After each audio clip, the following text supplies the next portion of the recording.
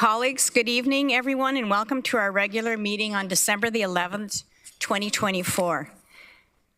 I will now call on Will Short, Regional Clerk, to conduct the roll call.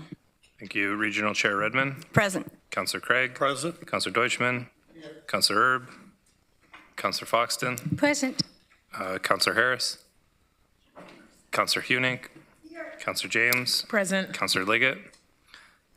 Councillor McCabe. Councillor Nowak. Councillor Solonen. Present. Councillor Shantz. Present. Councillor Ravanovic. Councillor Williams.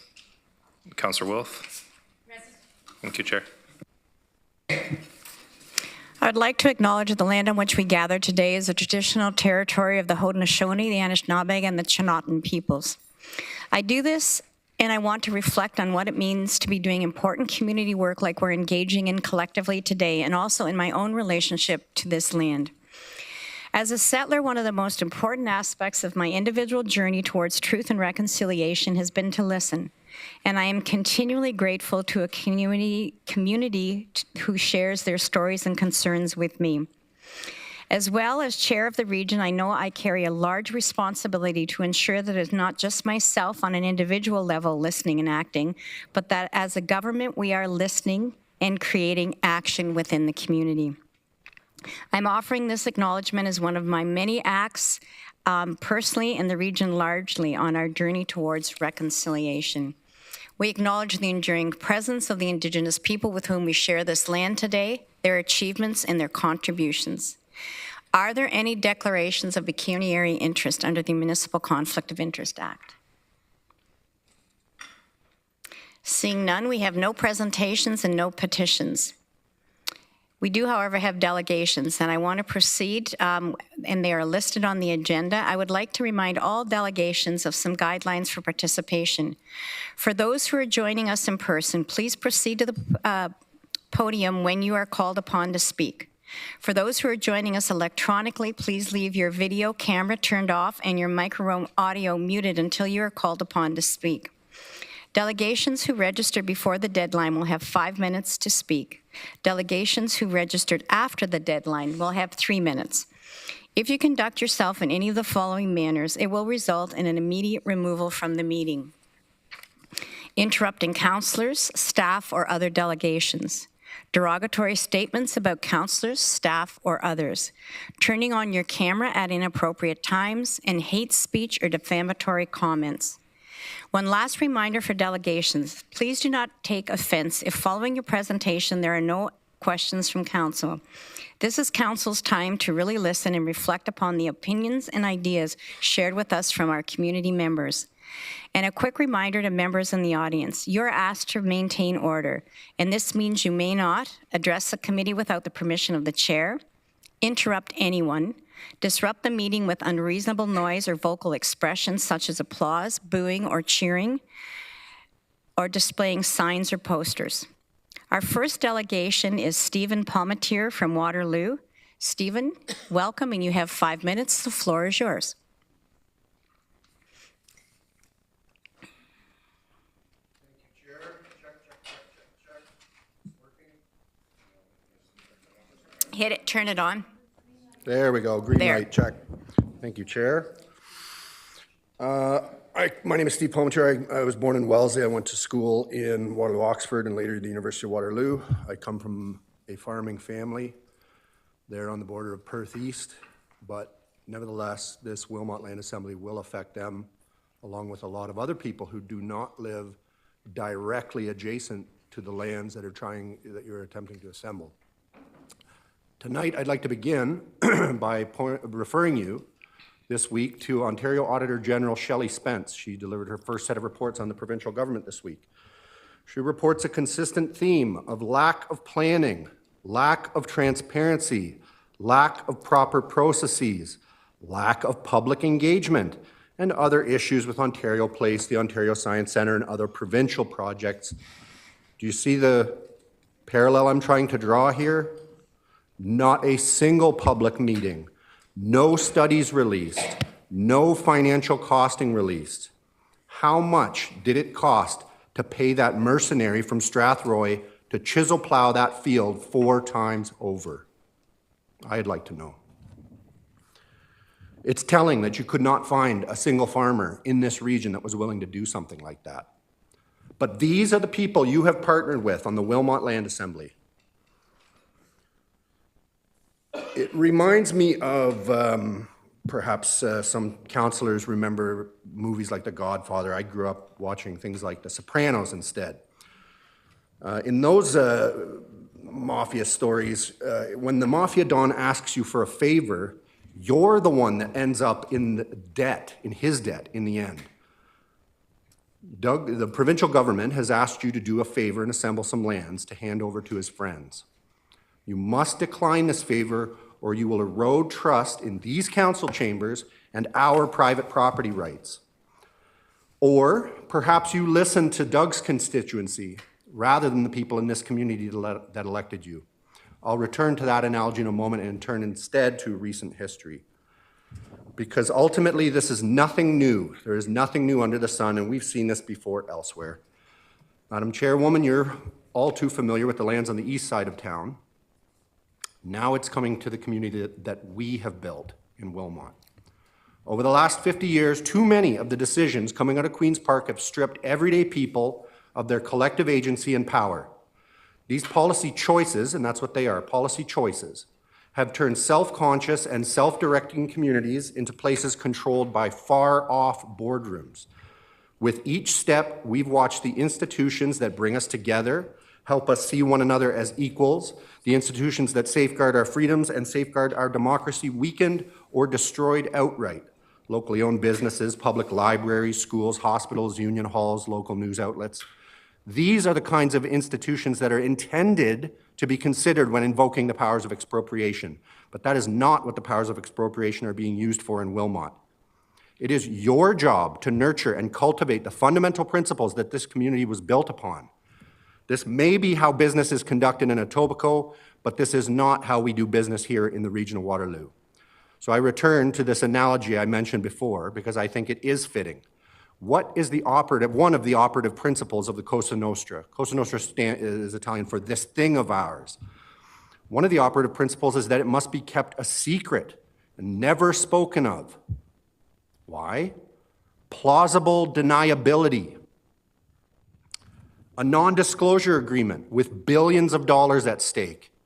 People's lives, their livelihood, their homes at stake. Were you bullied into signing this Faustian bargain? Stephen, you've got 1 minute left. What were the consequences presented to you by Don Corleone if you refused to sign? The thriving community you've built for yourselves in KW would be a shame if something were to happen to it. I know a bully when I see one. I know a con man when I see one. These are the kinds of con artists that you have thrown your lot in with by signing this NDA with Ken Aker and Doug Ford. This is how they do business, and you have failed to stand up to them. No one is lined up to invest in this megasite, and no multinational CEO in their rational right mind would do so if the U.S. imposes 25% tariffs on Canadian goods, which Doug Ford today admitted is going to happen, January 20th. Tony LaMancha of the Waterloo Economic Development Corporation knows it and laughs about it. But this is no joke to the farmers behind me that have been sitting in limbo for more than 9 months. The private property owners deserve some certainty, and this community deserves some certainty. We find ourselves at a precarious time, a moment when there is little faith in either major political party to do what is best for real people and real communities. Waterloo Region will lose its planning authority in January. What will you do then? Will you listen to us, your constituents? Will you stand up to the bullies in the provincial government? Will you tell them that we are not a willing host? Thank you. Thank you very much, Stephen. I don't see any colleagues questioning, but thank you very much for your input. The next delegation is Katie Honik from New Hamburg. Katie, welcome. You have the floor and you have 5 minutes.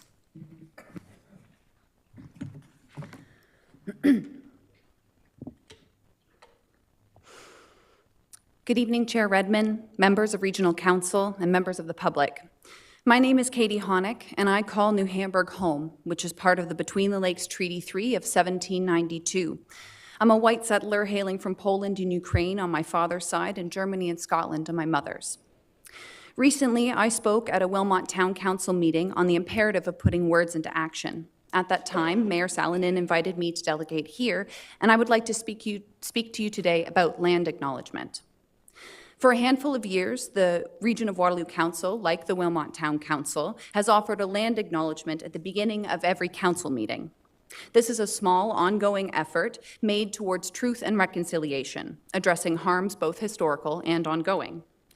Land acknowledgement calls attention to the relationship between settlers and Indigenous peoples, and all our responsibility to care for the territories we occupy. On the Region of Waterloo's webpage on Truth and Reconciliation, you acknowledge the dish with one spoon wampum. This peace agreement evokes our collective responsibility to each other and to our earth, that we should take only what we need, leave enough for others, and keep the dish clean. This is a call to action, not a passive statement.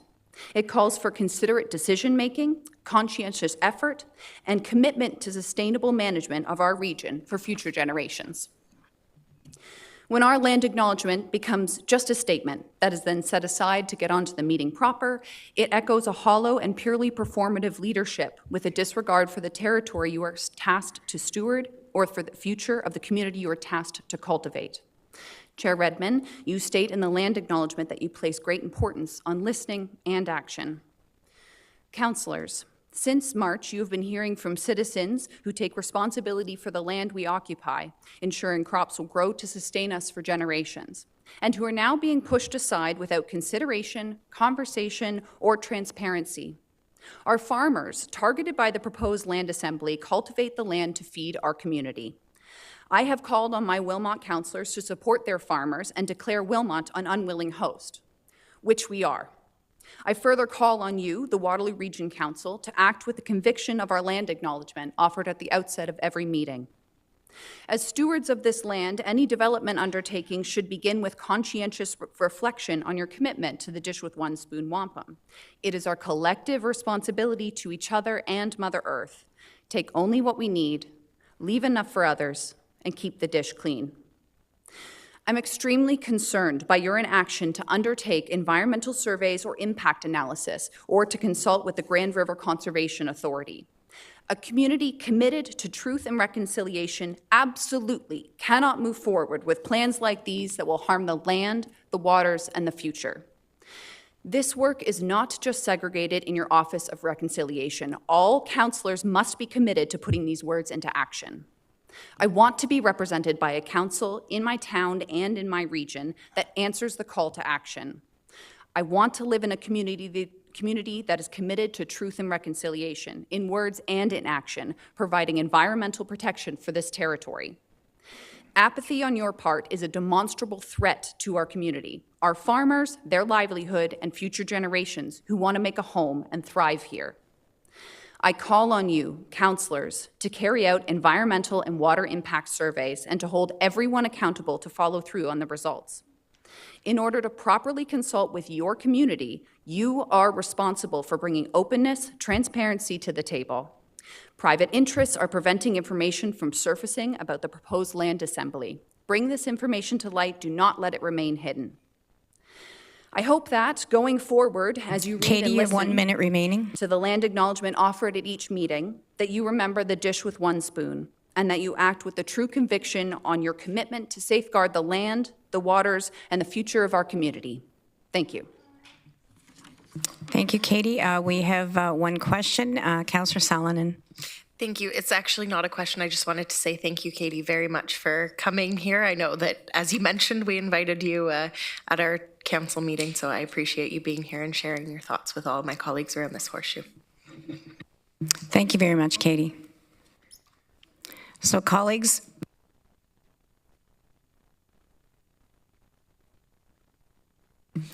we are now going to suspend our council meeting and go back to our budget committee meeting, and we will return to council when we're done the budget.